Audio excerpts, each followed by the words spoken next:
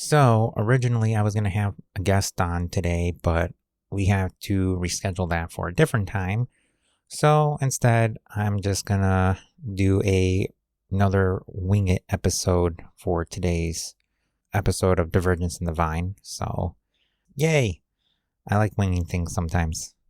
Anyway, welcome to this week's episode of Divergence and Divine. My name is WIllspiration, and today, um, I want to talk about how to handle challenges or sudden unexpected events when you're on the spectrum. Because I think that that's something that's very important to learn. A great example would be I was going to say today, but I actually got the problem fixed today. But yesterday I was cooking, and then I guess I didn't realize how my sink drain was clogging slowly over time. And I've been in my apartment for a year now, a little over a year. It's been almost a year and 1 month since I moved into this apartment. But I didn't realize that my drain was clogging, and I was like really upset because it's just like, well, if I have all this water that's sitting not going anywhere, I'm like, I can't wash my apples. I can't do the dishes. I can't really do anything that involves cleaning or washing anything off, really. And I literally was about to start getting upset about it. But then I also had to remember, I'm like, oh, wait, I could just put in a maintenance work order. And then I thought about it, and I'm like, oh, but I work Saturday through Monday. And if I tell them, like, if I put in a work order, it might not get done today. So instead, while I was finishing up the last bit of my errands that I usually do, like grocery shopping, putting gas in my car, that kind of stuff, I just stopped by the office and just asked them if they could put in an urgent maintenance request. Literally, like 40 minutes later, maintenance guy came in. Literally, he only spent like maybe at most 10 minutes, and he unclogged the drain. And that was it. And I was like, oh, wow. So I was pretty glad that I said something. So like now I can wash my dishes again. And I mean, I could have used the dishwasher, but it's just my dishwasher it's not that great. I'll be honest, it's not that great, and it kind of caused most of my utensils to rust. So that was something that I mentioned, but I don't think there's really much that they can do about that. So it's just easier to wash them by hand. So I had to get like new utensils, and it kind of sucked. But at least now, at least I can do my dishes now. So that's the important thing. It was just kind of like, for that moment, I was like panicking. I was really upset. I was like really overwhelmed because I'm like, well, if I can't get this fixed by, tonight, how am I supposed to make my lunch? How am I supposed to make dinner? How am I supposed to clean these dishes? I can't just leave them sit here until, Tuesday and hope that at some point between next Tuesday and next Friday that somebody comes and fixes this. And I was like, well, maybe I can fix it myself, but at the same time, I'm also short because I had to call in a couple days this month in January. So my paycheck was short, so I couldn't even pay my rent on time this week. So I have to pay it next Thursday on payday. So there's an extra $25 fee for that. But it's better than being overdraft and losing more money that way, and then not getting a paycheck for 1 week because I went to overdraft fees. I prepared. So, I had a couple things come up.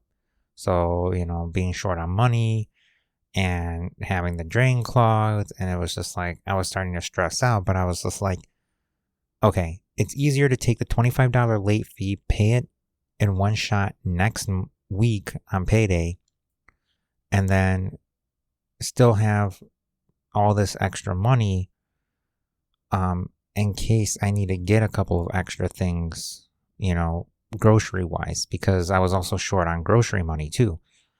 And everything just kind of worked out the way it needed to. And I'm very happy for it, because it could have been a whole lot worse if I would have just sat there and procrastinated. But instead, I thought about it and I'm like, I'm a good tenant. I have auto pay turned on. I always pay my rent on time. So they know that I pay my rent. So I don't think they're going to have an issue if I have to, if I can't pay the rent on time for just one day, right? Like just for one month, like I don't pay it on time. Like I just pay it a week late. And I was surprised to just find out that it was only a $25 late charge. So I'm like, oh, that's perfect. And they noted it in my account too. So I pay next Thursday, and there's no big deal. It's already in the system that I'm going to pay next Thursday. So I'm like, perfect. And then I was still able to get a good amount of groceries, fill up my car with gas. And I'm like, the old me would have panicked and would have been freaking out. But I also remembered something that someone that I worked with went through. The same thing. He was going to be short, and they just let him pay the a week later on his next paycheck. So I'm like, oh yeah, that's right. I shouldn't have been surprised by that. But generally speaking, like most like property management places or landlord, if an entire complex is owned by one person instead of a property management company, like my apartment complexes are, will typically let you like get away with paying a week late as long as you've proven that you always pay on time. Then as long as you don't make it a habit to pay late, like you're good. So like I had like a saving grace this time, and then it also gave me enough money to pay for my therapy session, as well as having to pay for my appointment with my psychiatrist from a couple months ago that I thought I paid, but then the practice didn't tell me that I was actually behind on payments, even though it was weird because I paid all of those. But I guess there was like something happened. I don't know what it was, but I just owe $40 for this session. So that happened a couple months ago. So I got to pay that after this recording. But still, everything just worked out pretty good, and I'm pretty happy. I was able to do my dishes, and I was able to get a couple of extra utensils. So like now I can wring out all the juices out of my peppercini into a strainer, catch all the seeds. So now I can add a nice little bit of spice, spiciness to like my sandwich, or like, to like a burger or a hot dog or mac and cheese or whatever I make. And I'm pretty happy. So everything worked out, and I'm glad. And it's not, being behind $25 isn't going to hurt me as bad as being behind like $300 and overdraft fees. So that's also pretty good. But yeah, it's hard. It's really hard when like things kind of go wrong and you don't have like a lot of money. It like makes you panic, but at the same time, there are ways around it. If you have family that's willing to help you pay for things, like if you need a new car because yours broke down and they're willing to help you pay a down payment and you don't even have to pay them back, that's great.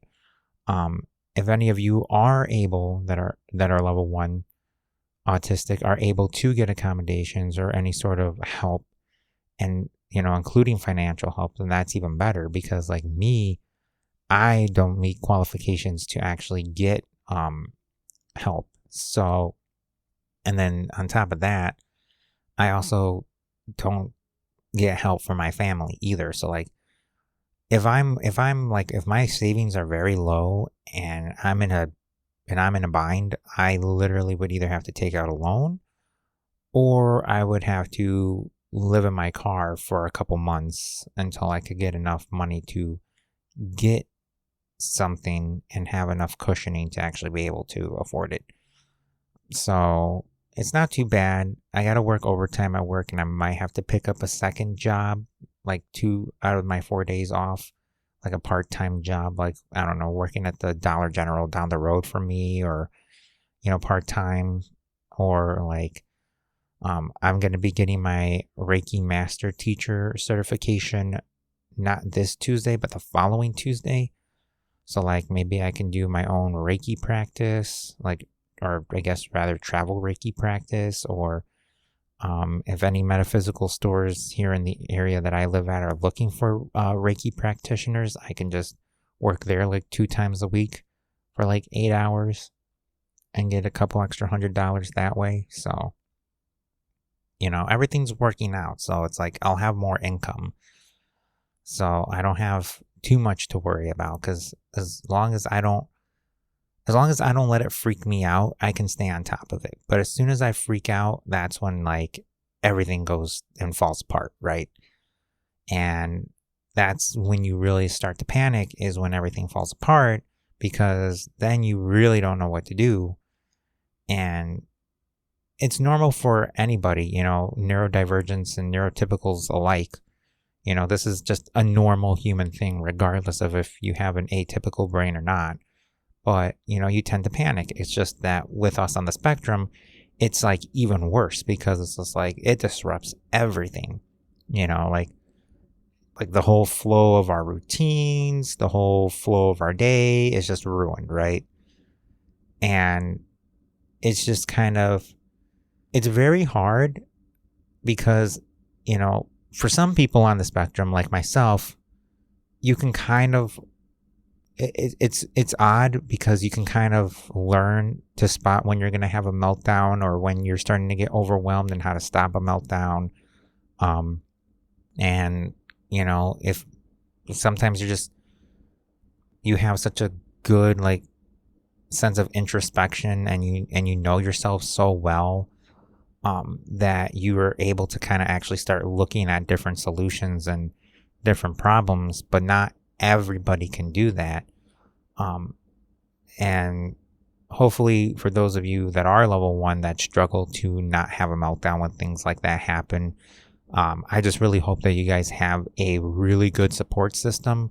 I hope that your parents are extremely supportive, that your siblings are extremely supportive, that if you can get assistance, that you have assistance and accommodations as needed.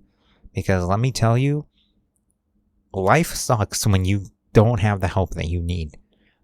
It's very scary, and it's very stressful, and it's taken a lot of work for me to be able to handle that amount of stress without freaking out.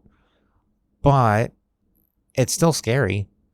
And I really wouldn't recommend it to anybody. Adulting sucks. Being an adult sucks, especially when you're autistic and you just don't qualify for help because you're not quote unquote autistic enough. Yeah, life can get pretty hard. So I think for me, it's just a matter of just trying to have a positive mindset and not freaking out too much about when things go wrong, because of a lack of money right now. So I feel like I'm doing a good job, and my therapist is telling me that I'm doing a good job. And that's also, again, I always like to mention this, but it really helps having a therapist that's actually autistic, because, at least having an autistic therapist, the therapist knows what you're going through because they themselves are autistic. So that's been pretty good. So I feel like if I didn't at least have some small support system, with a couple of friends and my therapist and my Reiki teacher, I don't really think that I'd be able to be where I'm at now, I guess, is what I'm trying to say. And then on a different note, I'm going to change topics here. I finally cooked for the first time twice this week. I made mac and cheese, but instead of making mac and cheese, I just used the mac and cheese as a base to make my own creation. So, I like marinara sauce, right? I like Alfredo sauce. I was just like, I Googled, and, there are recipes that have marinara Alfredo sauce mix as a base for pasta. And I'm like, but I really want mac and cheese. So what I did was I made the mac and cheese, and then I mixed the sauce, and then I cooked the sauce, and then not cooked it, but warmed it up. And then once it got to a nice good point, I poured the cheese powder in there, and I had to use water because I ran out of milk. But otherwise, I would have put a little bit of milk in there like you're supposed to. And then I mixed it all together, put the noodles in there, and I also didn't have Parmesan cheese, but I did have feta cheese. And I know feta cheese for some people is kind of hit and miss. Just because, I know for me, when I was younger, I didn't like the taste of feta cheese. I always thought it smelled like sweaty socks, and that it tasted like sweaty socks. And when I say sweaty socks, I mean the smell of it was the same way it tasted. So if it smelled like sweaty socks, then for me, it tasted like that smell is what I'm trying to say. I've never put a sweaty sock in my mouth a day in my life. So I just want to make that clear. But it was so good. Like the marinara Alfredo mix with the cheddar cheese powder mixed into it was so good. And then just topping it with some crumbled feta cheese on top was amazing. Like it was so good. And then yesterday I made barbecue Alfredo chicken because I was going to make barbecue chicken after a friend of mine was telling me that she had barbecue chicken on lunch. And I'm like, I've never had barbecue chicken now that I think about it.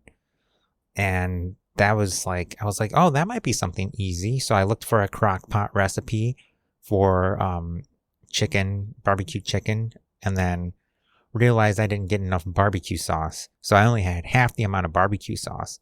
But I'm like, what I could do is I could just mix the Alfredo together with it. And it came out pretty good. And then I also didn't have brown sugar, or distilled white vinegar. So instead, I used apple cider vinegar and 2 tablespoons of maple syrup, just so I can have a bit of a maple flavor and a bit of an apple-y flavor. And it came out really, really good. In fact, actually, it kind of reminded me of the special meatball sauce that my mom makes for her meatball stew. And I was just like, I almost wanted to put marinara on it, but I was like, nah, I don't know how good that would go together. I'm like, let me just keep it to 2 sauces. And then I followed the rest of it, quarter of a cup of garlic powder. And then I just put a little bit of seasoning of my choice, and it came out pretty good. Although I was kind of mad that I didn't season the chicken itself. I just kind of figured that it would kind of cook into the chicken, but I think I made it a little too runny.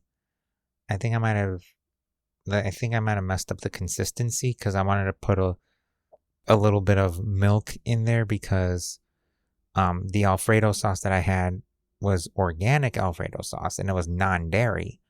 So I wanted to put a little bit of milk in there to add a little bit of that dairy. So it was a little more like Alfredo, like standard Alfredo.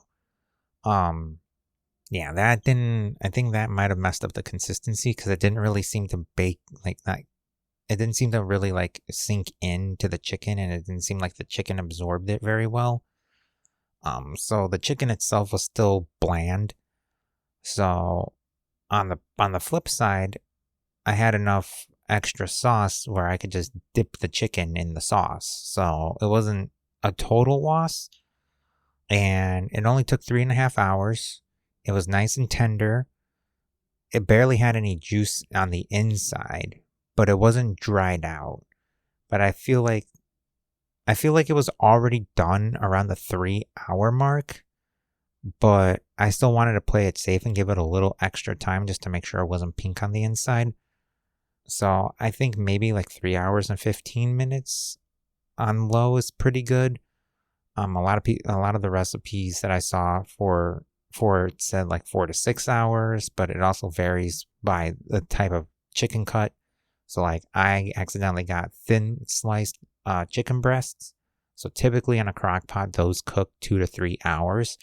If you have any sort of liquid or like a sauce in there, they say it usually takes more like 3 to 4 hours.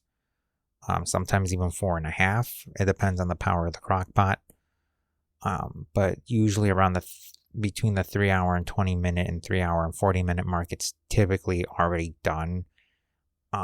Anything typically after like 3 hours and 45 minutes, you risk drying it out and overcooking it.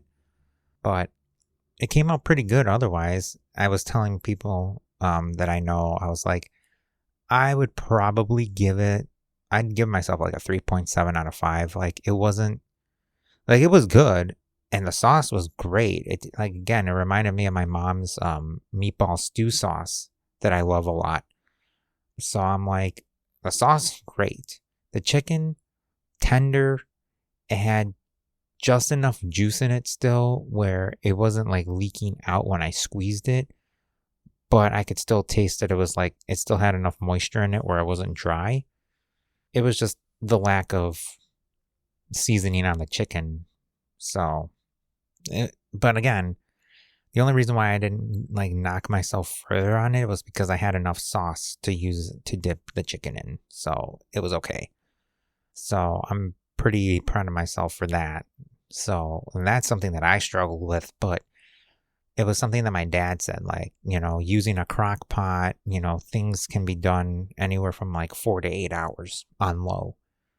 Or, something that a recipe my mom gave me was like chicken casserole, where you take 16 ounces of sour cream, an entire stick of butter, some salted or unsalted club crackers, depending on your preference, and then 1 can of cream of chicken soup.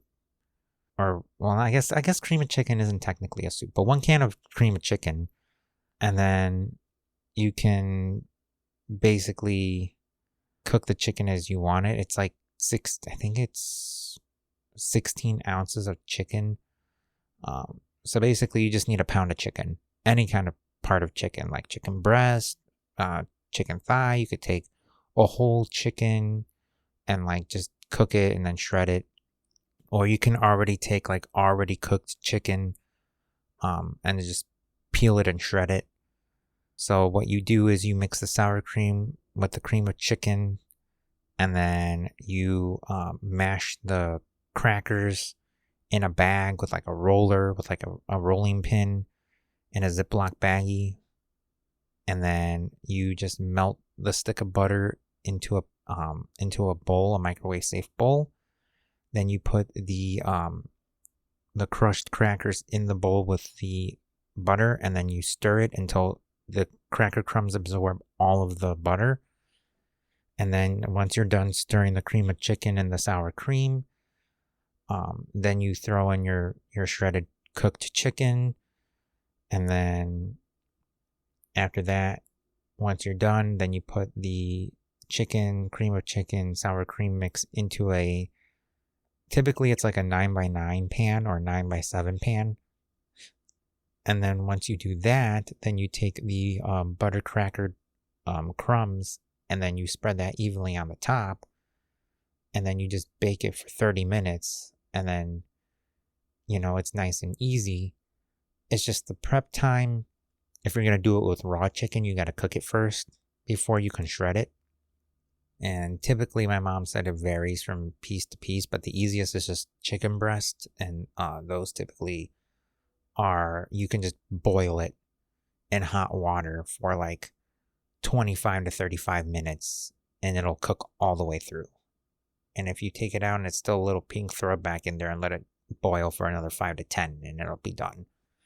Then you shred it. If you have a food processor, it's even better because it's chopped up even more finely. Otherwise, it doesn't really matter if you shred it by hand or not. But generally speaking, it's just like, okay, so that's an hour, and then, or that's like about 35 40 minutes. So the prep time is like almost an hour, and then you just wait 30 minutes. So it's like it takes an hour and 30 minutes, but it's not as, but it's quicker than like doing the crock pot recipe, right? Because that you got to start even earlier, and it's just kind of like, But it was still, it still came out good. And, I think another thing too is like frozen vegetables are always pretty good because then you can just warm those up. But, nothing beats like, fresh veggies from the store that you cut up and, wash and cut up and slice. Just because they have more of that nutritional value in them.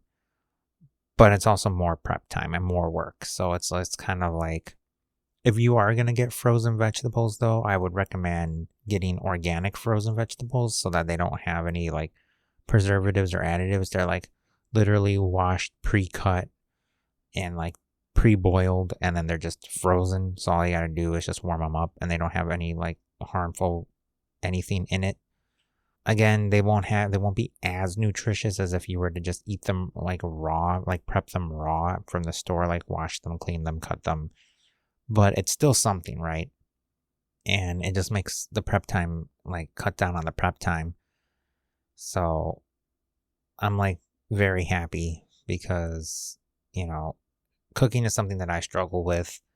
And I'm sure that there's plenty of you that are on the spectrum that struggle with it. And even if you're not on the spectrum and you're a neurotypical watching this, like, even neurotypicals can struggle with cooking too. So it's just kind of, that's what I've learned, and was told, and it just worked out for me. So, maybe that'll help everybody else somehow, you never know.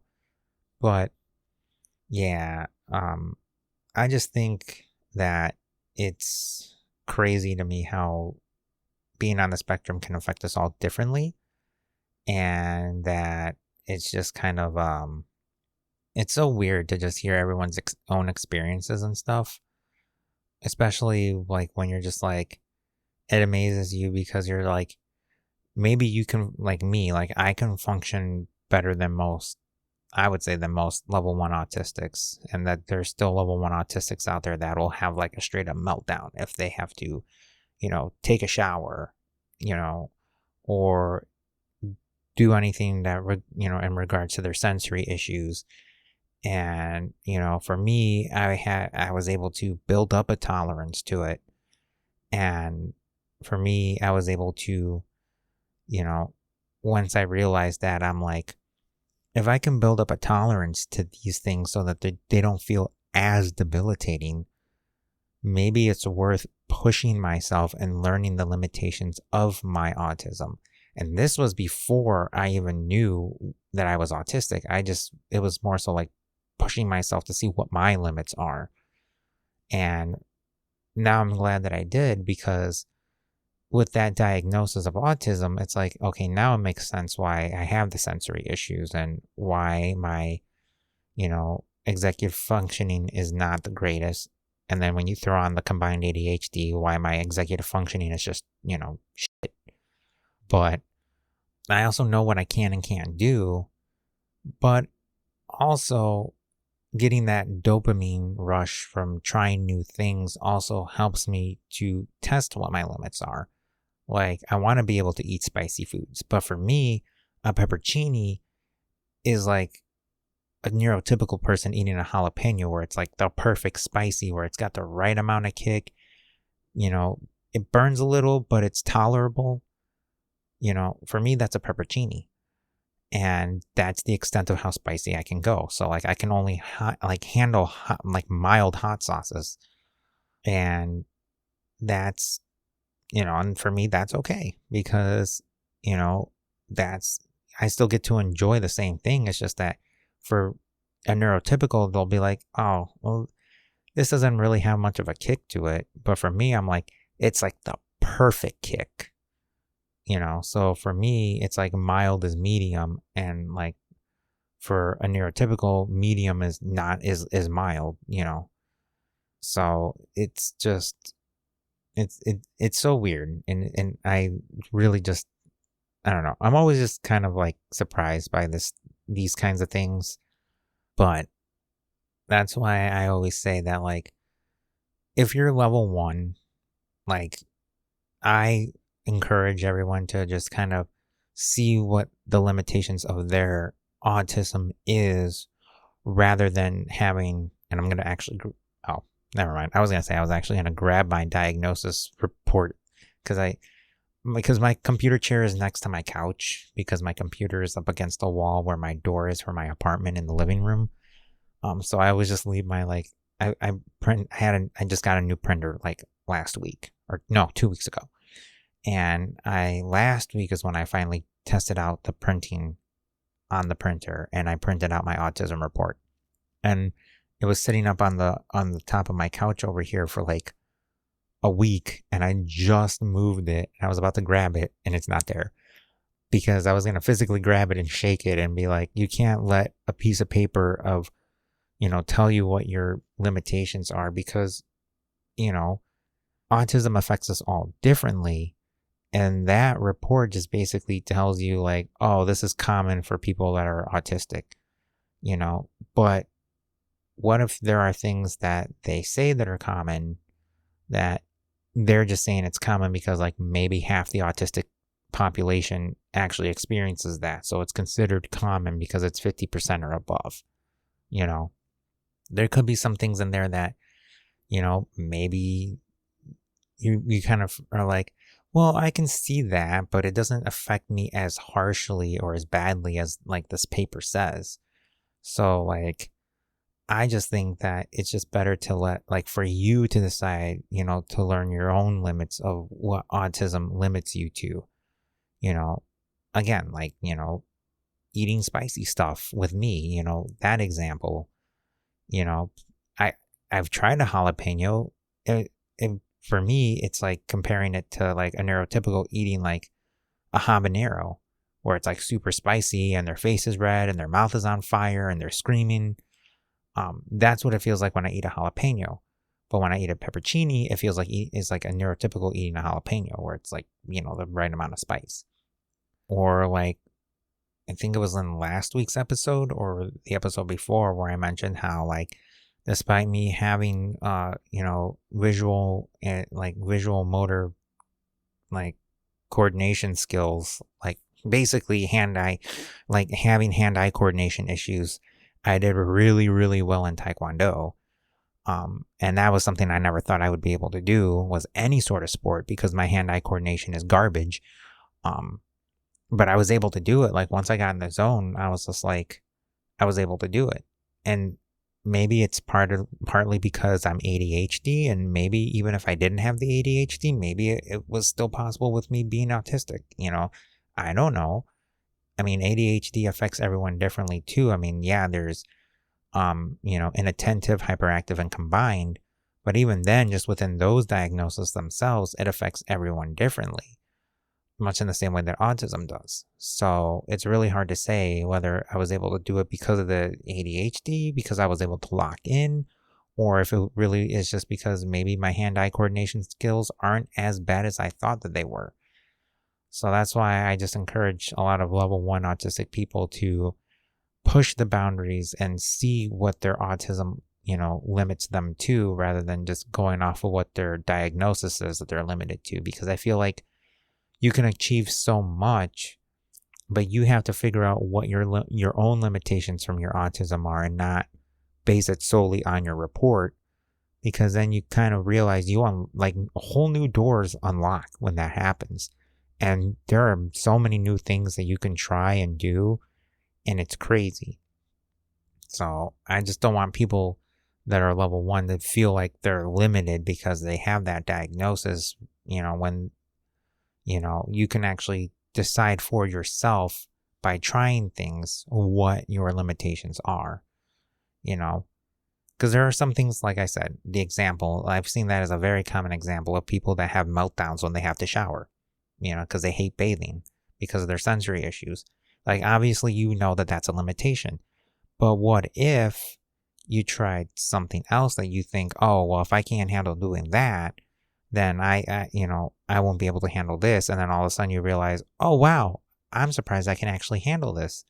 It's just like, I feel like people that just kind of go by their diagnosis are like missing out on so much. And I feel like um it's also a great way to be able to remove the things that trigger your meltdowns from your life, or if you have to face them daily, how you can manage your meltdowns better, or try to find a way to make it so that the sensory isn't as bad, so it doesn't overwhelm you into having a meltdown. you know there's just so many things that I feel like we could do to work around it. And again, I know not everyone that's level 1 is able to do this, and I understand that like everyone has other disabilities on top of it. But for the people that are like, that don't have any other disabilities aside from autism, I just feel like, there's, I just want to see people in the community grow and like push themselves and see what they can and can't do, because then you can find something that maybe you really do enjoy doing, and it's a new hobby or a new interest, or maybe it might even lead to a new like job, profession. You never know. But with that, I'm going to end today's episode because I'm already hitting the 40-minute mark. So if you guys like today's episode, make sure you subscribe, hit the like button, hit the notification bell, because the notification bell will let you know when I upload new videos. And since this is Friday, I'm going to literally edit this right now and upload it in a couple hours, so it'll be up to date. And yeah, I will see you guys next week. So take care, and I hope that things are going good, and I will see you next week. Bye bye.